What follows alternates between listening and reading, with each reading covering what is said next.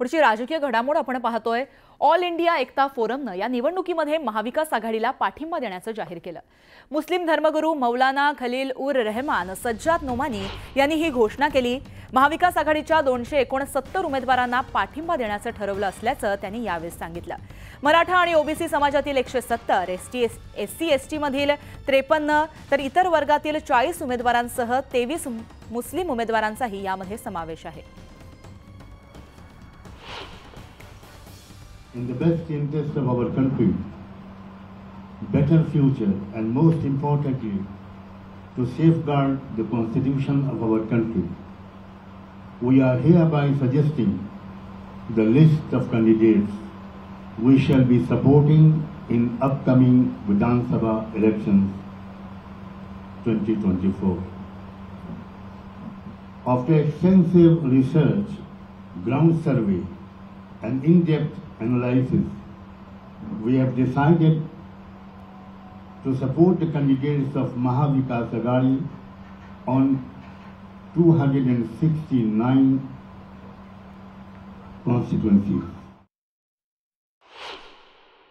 We have extended our support to 170 candidates from Maratha and OBC communities. I repeat, 170 candidates from Maratha community.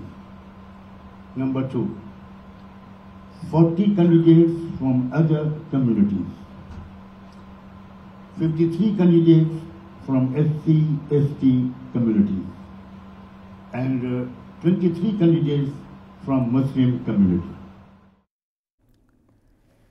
तर यावर प्रतिक्रिया देण्यासाठी भाजप नेते अनिल बोंडे आपल्याबरोबर आहेत। अनिलजी, स्वागत तुमचं न्यूज 18 लोकमतमध्ये।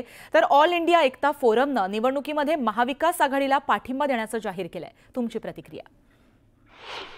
यात काही नवल नाहीये, कारण की लोकसभेमध्ये तेच पाहिलं की यांचे पाठिंबाच नाही तर मस्जिदमधून मौलाना फतवे काढतात, त्या प्रकारचा हा एक फतवा आहे। आणि म्हणून योगीजींनी हिंदूंना सांगितलेलं आहे की एकत्र व्हा म्हणून, एक रहेंगे तो सेफ रहेंगे।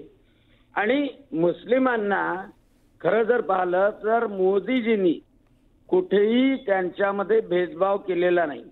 घरकुल दिलं, शौचालय दिलं, नळाचं पाणी दिलं, पीएम किसान दिलं, लाडकी बहीण योजनामध्ये एकेका घरात 2-2 महिलांना पैसे दिले। पण दुर्दैव असं आहे की धर्माच्या नावावर जर मौलाना पाठिंबा देत असेल आणि कशासाठी काँग्रेस मवियाचं त्यांना बिलकुल आपल्या घरचं समजते। मुस्लिम समाजाच्या धर्मगुरूला हे कळत नाही की अमरावती सारख्या ठिकाणी मुसलमानांनी मत दिल्यानंतर काँग्रेस किंवा मविया एका मुसलमानाला तिकीट देत नाही। आणि त्याच्यामुळं कोणत्याही मौलवींनी पाठिंबा दिला याच्यामध्ये आम्हाला आश्चर्यही नाही, नवलही नाही आणि त्याचं काही वाटतही नाही। आणि त्याच्यामुळं जे योगीजी म्हणतात, मोदीजी म्हणतात, त्याच्यावर हिंदू समाजाने कार्यरत व्हावं, हीच महत्त्वाची गोष्ट आहे। जी, धन्यवाद अनिलजी तुम्ही दिलेल्या प्रतिक्रियेबद्दल। तर ऑल इंडिया एकता फोरमने या निवडणुकीमध्ये महाविकास आघाडीला पाठिंबा देण्याचं जाहीर केलं।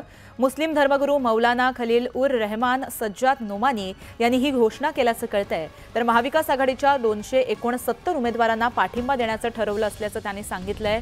मराठा आणि ओबीसी समाजातील 170, एससी एसटी मधील 53 तर इतर वर्गातील 40 उमेदवारांसह 23 मुस्लिम उमेदवारांचा यामध्ये समावेश आहे। आता जी एक ही मोठी बातमी आपण पाहतोय, ऑल इंडिया एकता फोरमने या निवडणुकीमध्ये महाविकास आघाडीला पाठिंबा देण्याचं जाहीर केलंय। तर महाविकास आघाडीच्या 269 उमेदवारांना